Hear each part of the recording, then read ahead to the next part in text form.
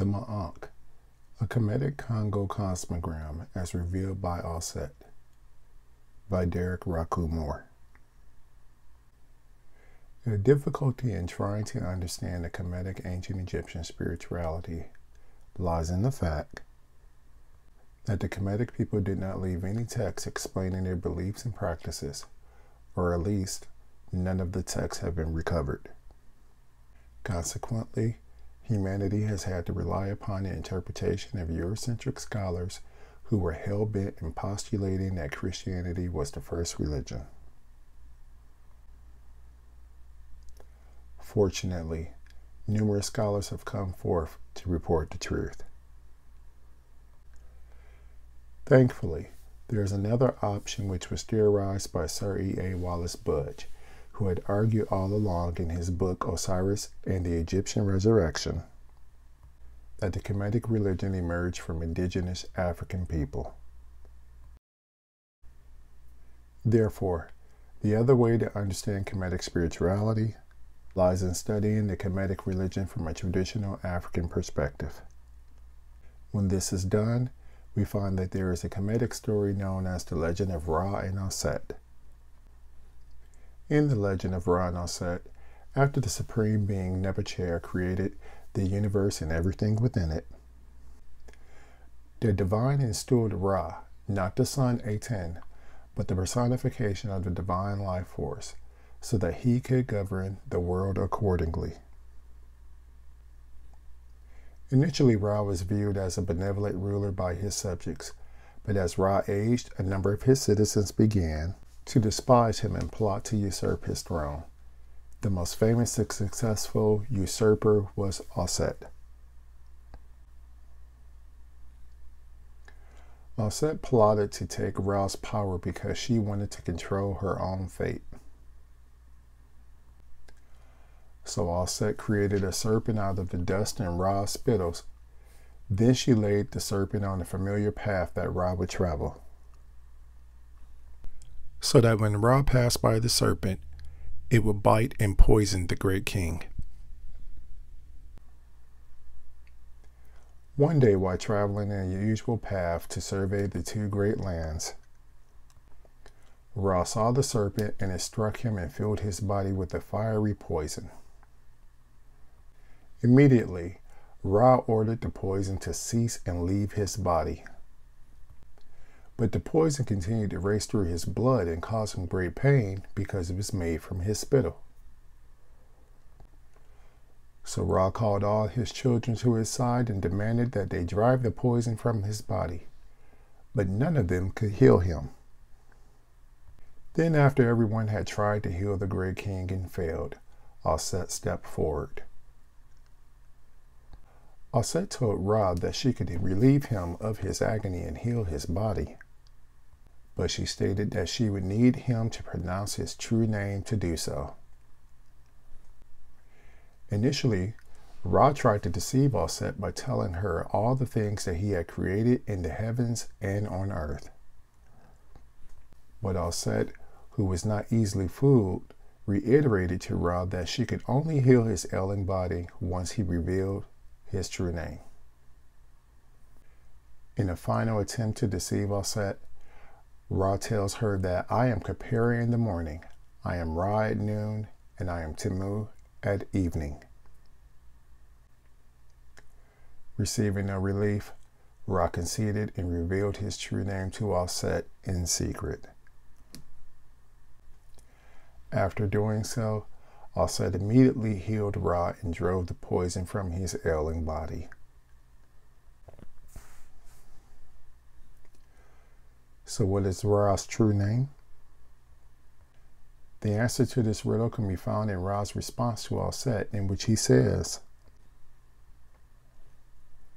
I am Khepri in the morning, I am Ra at noon, I am Temu at evening. Khepri in the morning refers to the creative manifestation of Ra, symbolized as the rising sun in the east.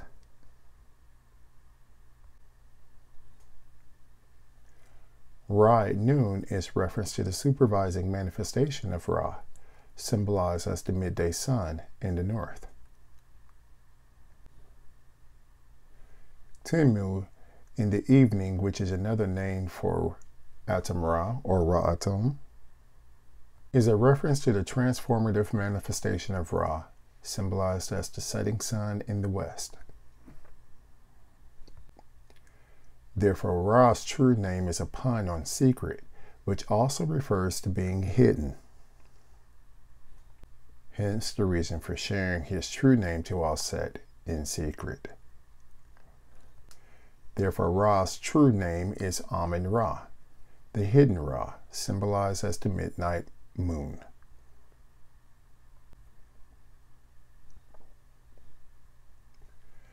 When these four manifestations of Ra are put together based upon their association with the sun, they form a cross-like structure, which is similar to the Dikenga Kongo.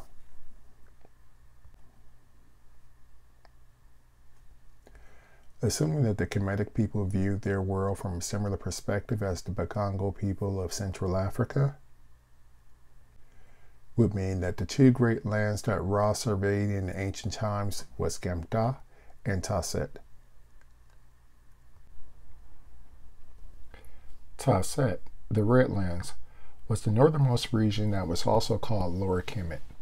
This is where the Nile emptied out into the Mediterranean Sea. TASETT was symbolized by a red Deshret crown because the soil was red and arid. KAM TA, the Black Lands, was the southernmost region that was also called Upper Kemet. This is where the Nile extended into ancient Nubia. KAM TA was symbolized by the white Hedjet crown because the soil was black and fertile. While it is commonly believed that the Kemetic people named themselves after their land, KAM TA, because the soil was black and fertile,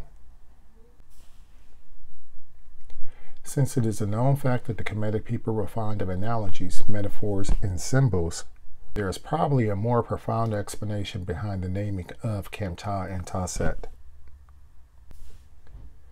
When it is taken into account that the term Kam metaphorically refers to the dark, the hidden, the mysterious, that which is unknown, etc., which are all terms that are similar to Ra's true name, this means that KAM TA was not just a reference to the southernmost region of ancient Kemet. It is an esoteric reference to the spiritual realm, where their ancestors and other spirits and the divine reside. Therefore, the reason for naming the southernmost region KAM TA, Black Lands, and symbolizing it by a white crown and not a black crown is because the color white is the color of the ancestors, the spirits of the dead.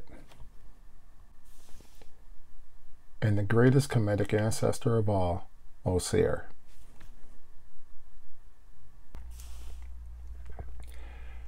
This means that TASETT, the Red Lands, is the land of the living, and the esoteric reason for referring to it as an arid desert is to make pun that the physical realm is a shallow manifestation and mirror reflection of the spiritual realm, KAM TA.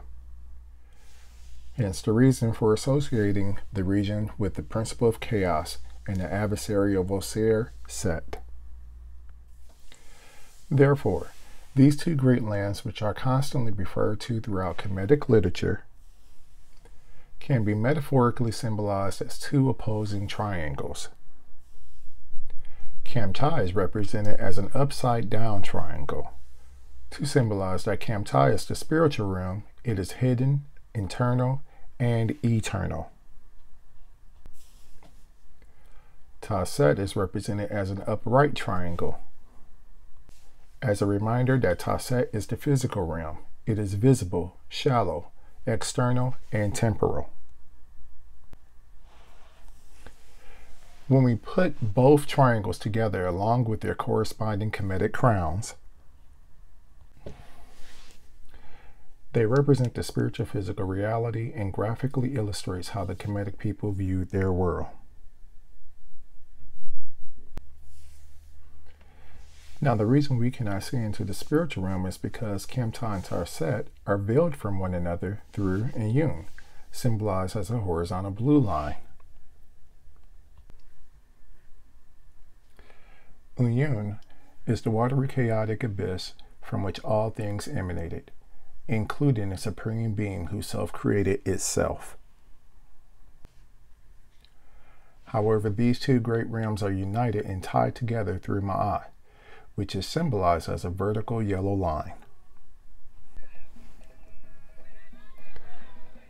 The Maa is the divine principle of balance, law, order, truth, reciprocity, and purpose. Maa is the first principle that was created so that everything that emanated from Uyun had a purpose. When we combine these concepts with the four Ra and synchronize it with the Dikenga, we have the Maa Aankh Cosmogram. The word Maa Aankh is composed of the Kemetic word Maa, which means balance, order, truth, etc., and the Kemetic word Aankh, which coincidentally means to swear an oath to live. Therefore, the Maa Aankh means to swear an oath to live truth and or the order of life. Now, it's not known if the Kemetic people actually had a cosmogram like the Maa Aankh. However, what is known is that the Maa Aankh does act as a doorway and gives one access to the Kemetic way of life.